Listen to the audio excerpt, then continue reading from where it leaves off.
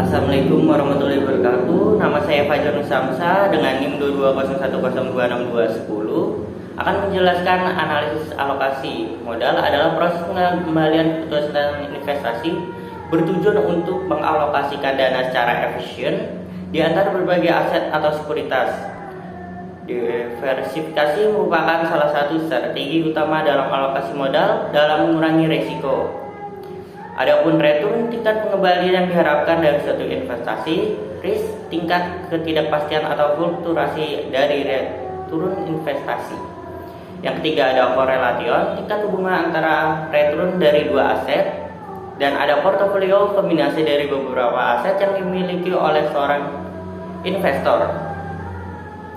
Adapun tujuan utama analisis alokasi modal yaitu maksimal trend return, yang dimana investor ingin mendapatkan tingkat pengembalian yang setinggi mungkin dari investasinya. Yang kedua ada meminimalkan risiko, yang dimana investor ini ingin mengurangi risiko kerugian yang mungkin terjadi akibat fluktuasi pasar. Akan menjelaskan tentang portofolio investasi. Soal portofolio investasi berikut, yang dimana obligasi perusahaan ABC alokasi sebesar 80 juta yang dihitung dari 200 juta dikali 40% atau setara dengan 16% dari total portofolio. 80 juta dibagi 500 juta saham perusahaan 500 juta. Dua, ada saham perusahaan ABC alokasi sebesar 120 juta yang dihitung dari 200 juta kali 60% atau setara dengan 24% dari total portofolio.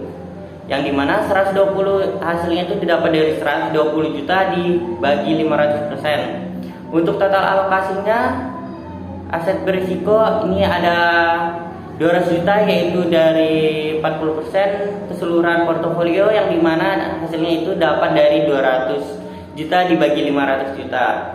Untuk free aset bebas risiko sendiri terdapat alokasi sebesar 300 juta atau setara dengan 60% dari total portofolio. 300 juta dibagi 500 juta.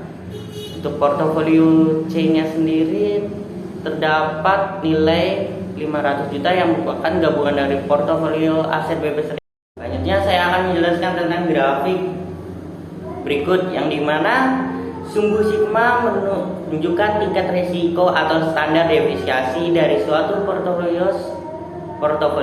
Untuk sumbu ER menunjukkan tingkat pengembalian yang diharapkan atau expected return.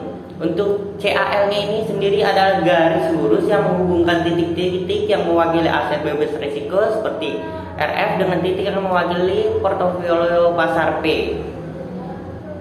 Oke, yang kedua ada RF, adalah titik yang mewakili aset bebas risiko. Aset ini memberikan pengembalian yang pasti dan tidak memiliki risiko. Untuk titik P, titik yang mewakili portofolio pasar. Untuk S ada slope kemiringan dari garis CAL tersebut. Untuk RP, expected return dari portofolio. Portofolio P. Untuk RP dikurang F itu ekstensi return dari portofolio P dibandingkan dengan aset bebas risiko. Untuk setiap titik,